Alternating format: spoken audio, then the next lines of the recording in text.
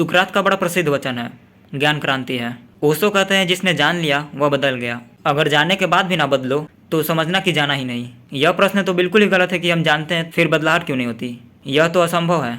जिसने जान लिया आग जलाती है वह आग में हाथ ना डालेगा, और अगर डालता हो तो सिर्फ एक ही प्रमाण देता है कि उसने सुना होगा किसी से कि आग जलाती है, खुद जाना नहीं है। खुद तो वह यही जानता है कि आग बड़ी शीतल है। एक बात ख्याल रखना, पाखंडी मत बन जाना। मैं जो कहता हूँ उसे मान लेने की जरूरत नहीं है, उसे जानने की जरूरत है।